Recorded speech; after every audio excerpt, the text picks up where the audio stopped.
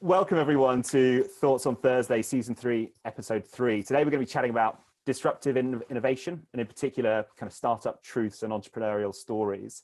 I want to share something with you guys from our platform just today. You can go to the group section and there are tons of open groups here where you can debate. Groups we have, you may have seen, is down here somewhere, jobs and opportunities. So every day we post a job or two. And yesterday we posted a job from Marriott, the biggest hotel company in the world. This guy called Chris Stevenson, actually Jaime and I helped set up homes and villas at Marriott. But the number one thing Marriott jobs ask for is to move fast, problem solve, and act like an entrepreneur in a big business. And I just thought, how timely is that as we start thinking about entrepreneurship and hospitality as a community? The biggest hotel company in the world is asking for that as the number one skill that they need to navigate the next 24 months or so. I'm going to jump straight into introducing our two fabulous guests for today. Eddie's background is classic hotel school training. He's worked in hotel ops in China, Germany, Switzerland, Hong Kong, and then he switched over to food tech and disruptive food startups. And he's had 4 different startup experiences, so a whole range of stories to tell, I'm sure. Our second guest is Jaime, who started his career in banking and in management, completely different to hospitality. But then he decided to shake up the events and the accommodation industries. Firstly at Fever, who you may know as just a huge now, but was a smaller event startup, and then on to Airbnb and Metropolitan. We worked together at Hostmaker, the Airbnb management company that was part of launching Marriott Homes and Villas. And then most recently, he's been VP of Homes for Bardi, all alongside working with the World Economic Forum and also founding and advising a number of smaller Spanish startups as well. So I thought really nice backgrounds across accommodation, food, events, to talk to us about how big companies are doing this, how small companies are doing this, and their personal story. Thanks, James. Like James explained, I've worked a little bit all over the world and primarily in food and beverage. So I'd say that's probably more my specialty and my passion. So today I wanted to talk a little bit more about what's going on in the industry, what's been happening, and kind of like putting in context disruptive innovation. I think the term disruptive innovation it's a little bit misleading when we used to refer to a product or service at one fixed point rather than the evolution of that product or service over time.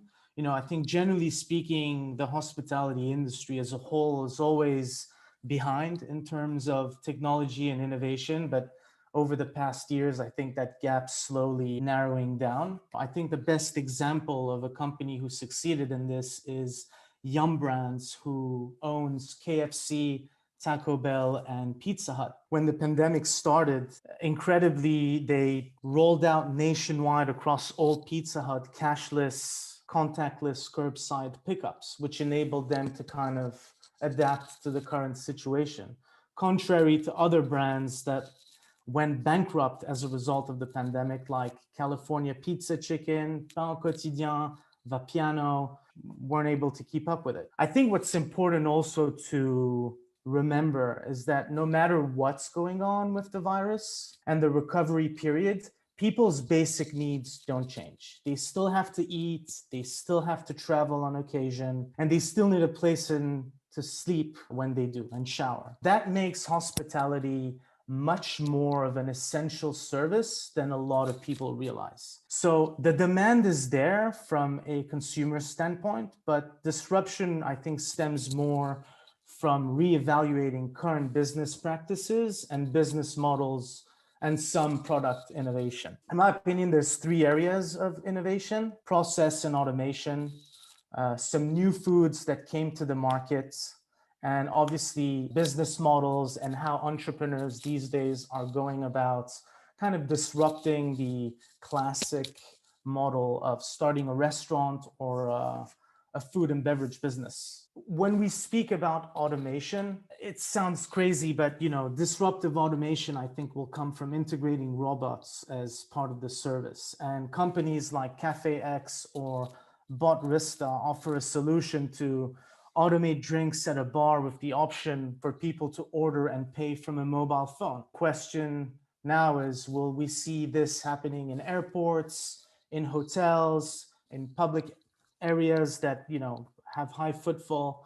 I think the convenience element of today's consumer is so important that disruptive innovation will be processes that enable consumers to get easily accessible service from the convenience of their phone. So essentially, it's kind of how do we in the F&B industry create the same experience that you can have with Amazon just by the use of your phone buying a product within less than a minute. In terms of food innovations, I mean, specialty items are now like mainstream stuff, and we see that with brands like Pretz putting bone broths on their menu, coffee with butter and whole foods, and, oat milk everywhere in coffee shops. Consumers' eating behaviors have changed so much, and it's a direct result of today's consumers being far more knowledgeable about food, its macronutrients, and the impact that it has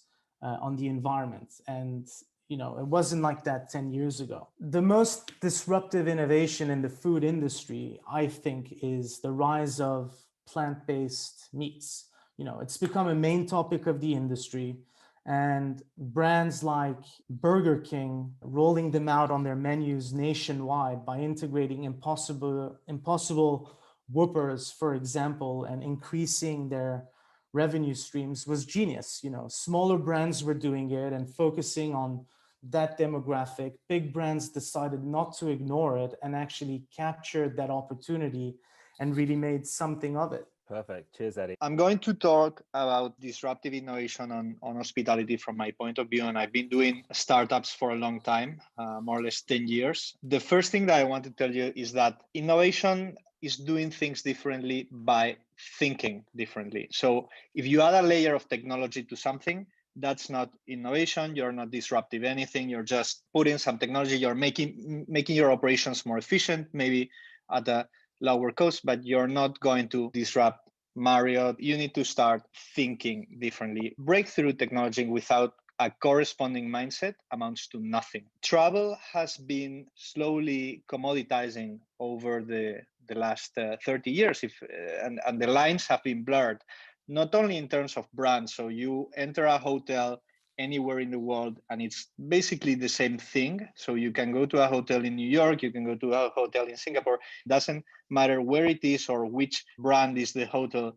It's the bathroom is on your left, then you go forward, you have a bed, a table, etc. The experience is the same. You should think of hospitality now as a commodity.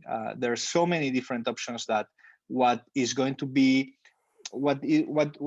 convert your customers is what is most readily available. It has the best user experience, etc. Don't try to guess what your customer wants. Don't think, no, my customer, he thinks he wants this, but in reality, he wants that other thing. You just have to put yourself in the mindset of, hey, so disrupting is, how do I give the customers what they want, which is meat that is vegan? And once you know that, and you're ready to give the customer what he wants, you need to focus on that. You need to focus on your core product. In hospitality, there are so many things that you can do. Focusing is the most important skill. Good enough is good enough, and I cannot stress this enough. Perfect is a word that should only be used if you're working at the Ritz or a 3 Michelin star restaurant. For the rest, as travel is a commodity, try to do things good enough, because many companies that try to do something perfectly and have the best product, the best user experience, the best houses, the incremental cost of going from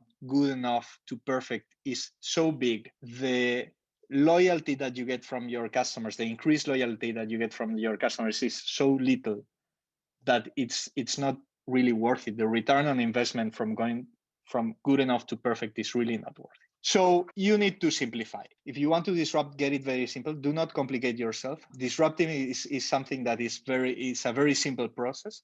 And if you start complicating it, if you need to do things very complicated to disrupt, you're not disrupting. You are disrupting when you're taking an industry that's 100 years old, that has done things always in the same way, and you do things differently. And once you have all these bullet points checked, you need to move freaking fast.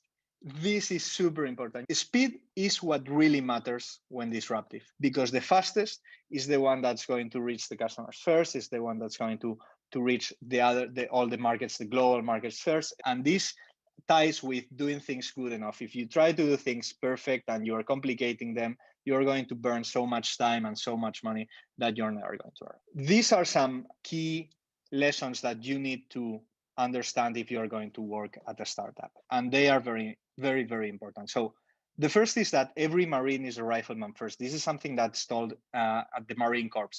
And it means that it doesn't matter if you're a cook or you're in the Marine band, and where you're at a startup, you have very limited manpower, and everybody needs to know how to sell, how to make a bed, how to onboard a property, how to check a guest in, how to do whatever it is that your company does. You need to remember to always be closing. So ABC, always be closing. You are always in sell mode. Everybody is always in sales mode. At a startup, you live at the no excuses.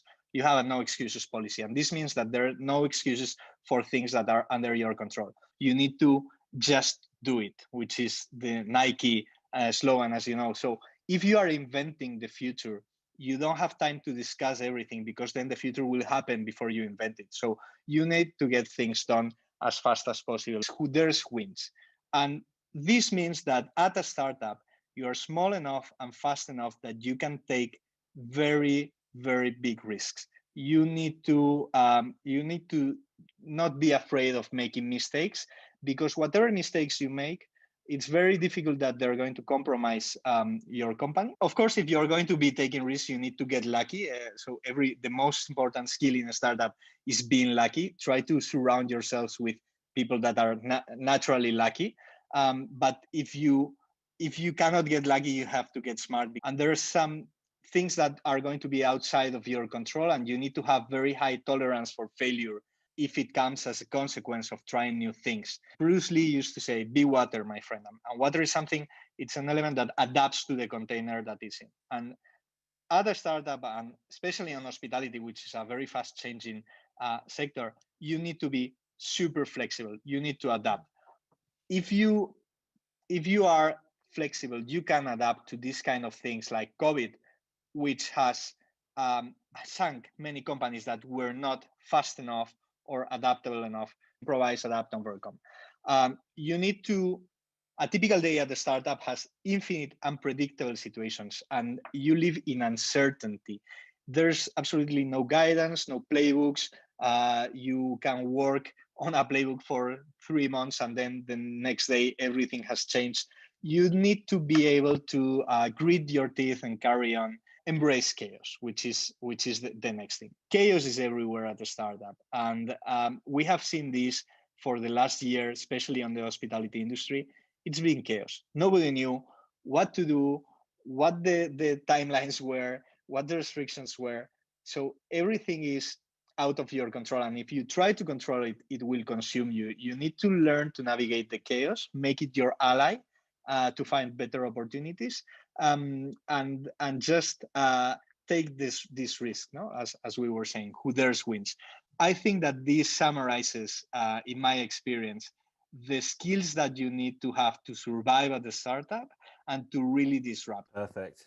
Thanks, Jaime. Thanks, Eddie. That's awesome. This is super useful. And I'd like to think I'm a student of this stuff as well. We're 12 months into building what is now Otolo to really rebuild a stronger hospitality industry in our mentoring community. And I just think back to all the mistakes and learning right in front of our customers, having a load of fun, but just challenges and things going wrong every day. I guess, you talk about a lot of stuff there, Jaime. Not all of that is for everyone, but I think everyone can learn something from it. I think is really, really key. Massive thank you from me to our guests. Relatively short notice behind the scenes, but they are both fab. Lots of great stuff to say. I'm sure you'll both be back at some point as well. Let us know what other topics you want to cover as we're designing Series 4. We've got the rest of Season 3 to run. In the meantime, have a fab rest of your week, and we'll see you next week. And stay safe. Thanks for coming.